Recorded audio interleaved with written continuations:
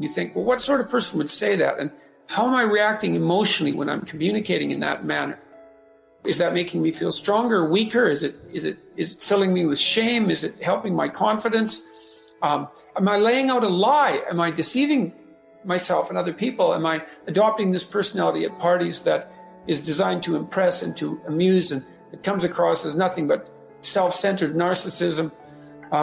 What are my dark fantasies? What are my aggressive fantasies? What is it that I'm willing to do? What am I interested in so that I'll spontaneously pursue it? What do I procrastinate about and why? What am I unwilling to do? What do I think is good? What do I congratulate myself for accomplishing? And what do I berate myself for failing to confront and to implement? Those are all incredibly complicated questions, and you don't know the answers to them. So that's a start. And then in terms of potential, well, you'll discover a little bit more about your potential as you discover who you are, especially the darker parts of yourself, because then you discover your potential for mayhem. There's some real utility in that. It's actually something that strengthens you, because the first thing that a realization like that can in fact produce is the ambition to incorporate that dangerousness into a higher order personality. And that can make you implacable. That can make you someone who can say no when you need to say no. That can make you someone who won't avoid necessary conflict. And so that's unbelievably useful. And so that's one of the potentials that you might discover. The other thing you do to discover your potential is you challenge yourself.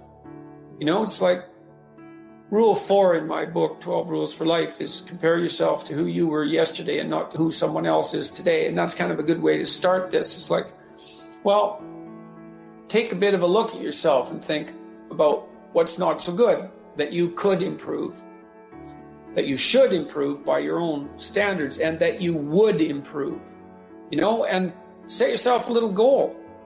Maybe you're not studying at all at your university, or maybe you're at work and you've got this stack of paper there, and you haven't looked at that damn stack for like a month, and you know that you should be, and you're bothering yourself at night because you're avoiding that. You think, well, I've avoided that stack of paper completely for 1 month. I'm quite a coward when it comes to whatever snakes might be hidden in that stack of paper. How about tomorrow I just put that stack of paper in front of me on my desk and I glance through it for 15 seconds. See if I can do that. It's like, well, you set yourself a goal of improvement. It's a humble goal, because really, are you such a coward that the best that you can bloody well manage after a month of avoidance is 15 seconds of exposure to a stack of paper? It could easily be. You've been avoiding it. You're obviously afraid of it. And so the situation could be that dismal and dire. And you might think, well, geez, it's no balm to my ego. It's not fostering the strength of my ego to recognize in myself someone who could only withstand 15 seconds of exposure to that thing I'm afraid of. And so that's a form of humility too. It's like there's things you could do to improve, and you know what they are. And there's small steps that you could take, that you might take, that would put you in that direction. And then the question is, are you big enough to take those small steps? Are you capable of grappling with the fact that you're fundamentally flawed to the point where you have to break things down into almost childlike steps in order to manage them? And the answer to that is, yeah, you are. And that's the lot of, I don't know if it's the lot of everyone. Most people have things they avoid, and they're afraid of. So I would say to some degree, it's the lot of everyone. People vary in the degree to which they've conquered that. And you do meet people from time to time who are extraordinarily disciplined. But most of the time they've got disciplined in exactly this manner. It's through slow incremental improvement. And then you challenge yourself. It's like, well, could I do this? That would be better. And you find out. And then you think, well, is there something slightly larger and more challenging that I could do that would be better? And you try it and you find out. And as you try it and you find out, generally you get better at it, and you can take on larger and larger challenges. You take responsibility for yourself. That's part of standing up straight with your shoulders back. It's like, take on the world, man, but only at the level that you can manage. When you're ignorant and biased and deeply flawed and immature, it's where everyone starts. Now, he's also very wealthy financially. He makes up this belief that because I'm mean and tough with people, I'm rich. The truth is, he's financially rich. If you watch the movie, you read the story, when everyone else is gone, who's still working? He is.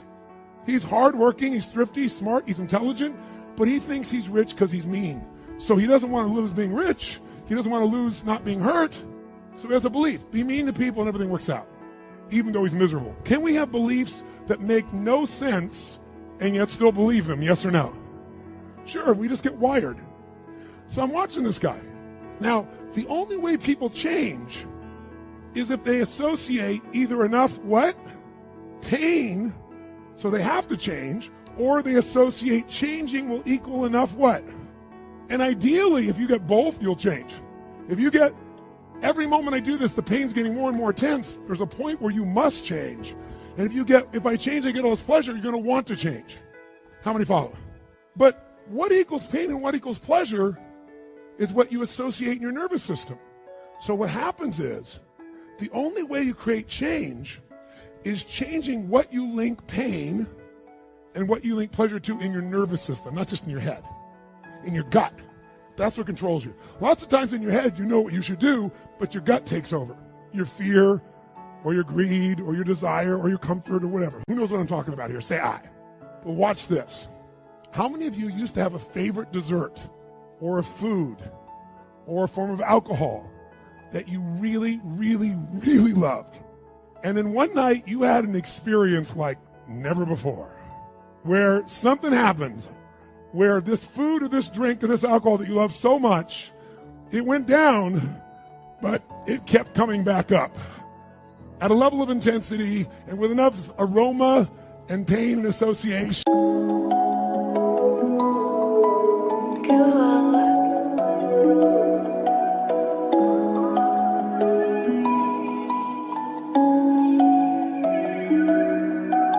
Is it?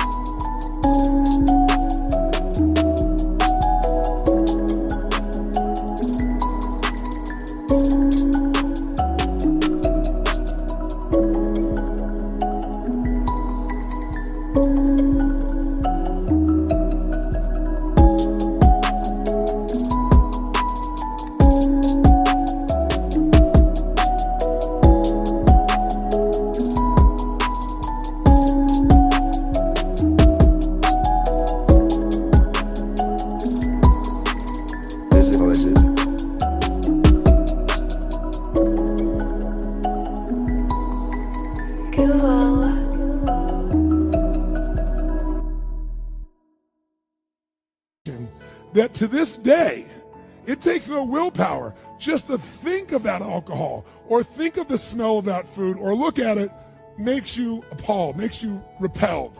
Who's had an experience like this in your life? Say I. Tell me what that change was. Was that a change in willpower? No. All that happened is your brain changed what it used to link pleasure to, it now linked pain to. When you link enough pain, it takes no willpower, you're going to avoid it. The problem is some of you are linking pain to things you need, like exercise, right? Or pain what you need, like a relationship, right? And it's the wrong association, but it's going to control your life. Your job is to change what you link pain and pleasure to. So that night, what was pleasure became pain, and now it takes no willpower, you just avoid it. So we call that changing what you associate to things in your nervous system, or for short, a neuroassociative change. In other words, changing in your nervous system, what you associate pain and pleasure to. So, by the way, in this Christmas Carol story, does this man Scrooge change his life? Yes or no? He didn't want to change. Does he change his life a little or completely? And by the way, how fast? An heartbeat in one evening. How does it happen? 3 neuroassociative conditioning specialists show up at his house, right? 3 ghosts show up, and what do? They get him to link a massive, unbearable amount of what? To all the things he did in the past around people. Then they go to everything he has in the present, pain, and everything in the future, pain, till there's so much, there was nowhere to escape. Here's the other reason why people don't change. Because right now, my relationship's in pain. But it was good in the past, so you escape having to change by remembering a good time. Or, I might be coughing and having these problems with cigarettes right now, but you know what? George Burns lived to be 102. He smoked cigars, by the way, and he's 1 out of 10 billion people that pulled that off. But let's not confuse ourselves with ratios. So you make up what the future is. If your present is painful, you can escape to the past and get out of the pressure to change. How many follow this? Say I. Or you can escape to a future because no one knows what it is for sure and you can make it up. But if your brain links, it's been painful in the what? Past, and it's even worse in the, you'll change like that. Who here has ever stayed in a relationship that you knew was not right for you? It wasn't right for you, it wasn't right for them. Who has ever stayed in a relationship way too long? Who's done this before? Raise your hand, say I. It wasn't good for you, it wasn't good for them, yet you stayed. Why? Why? Because even though it's painful in the present, what'd you do? You said, it'll get better over there in the future. Who finally changed? Who here finally changed that? Say I. How'd you do it? Your brain went, it's painful now, it was painful in the past, it's gonna be worse in the future, that's it. That's what I call a Dickens pattern. When you lock in pain in all those places, there's no place to escape, so you change. It's like if you put a wall here, and a wall here, and we close them in on you, amazingly, you'll move forward. That's what we're talking about, giving yourself leverage on yourself that way, not having someone else do it to you, you do it to yourself. Being successful is not a magic trick. You just have to learn the principles of success. I ain't got no degree. I got nothing like that to tell you about. I didn't finish school. I flunked out of school. I'm on my 3rd marriage. Lost everything I've owned twice. Been homeless, lived in a car. I am telling you, your education ain't got nothing to do with it. Education ain't in the Bible. Emory is not in the Bible. It ain't in there. Harvard ain't in the Bible. Look, find it. Show me education in the Bible. No, man, it's your dreams and visions. A man without a dream or vision shall perish. That's what the Bible is built on. It's what God puts in your imagination for you to have. Everything God wants you to have, he puts it in your imagination. Albert Einstein said imagination is everything. It's the preview to life's coming attractions. Everything you imagine is God showing you a preview of a coming attraction he has for you. And he puts it in your imagination so you can see what he got for you. So if you've been imagining that you're going to be rich one day, it's because God wants you to be rich. Now, when you going to ask him for it, and are you going to wait for it to happen? Or are you going to lose faith? Here's what Christians mess up at. Well, I guess it wasn't the Lord's will. Who are you? How you know what God's will is? It all happens at an appointed time. But you have to stay in faith for the appointed time to happen for you. I've been wanting to be on TV since I was 10 years old. You know how old I was before I got on TV? 38. 28 years after I wrote it on the paper. I want to be on TV. It took me 28 years to get on TV. But it happened at an appointed time. I just never gave up the faith. I kept going because I didn't know how to quit. Because I know if I quit, it cannot happen.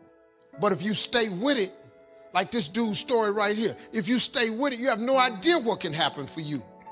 But you gotta stay with it, man. You can't quit because it get hard.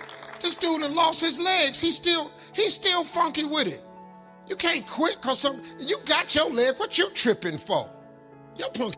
You can't quit, man. You got to stay with it. It's somebody having it way harder than you, and they didn't give up. That's inspiration. This dude is inspiration, man. I look at a cat like this, I bruised my heel between shows. I mean, I messed it up before. I really bruised it hard. It's so hurting right now. What I'm tripping for?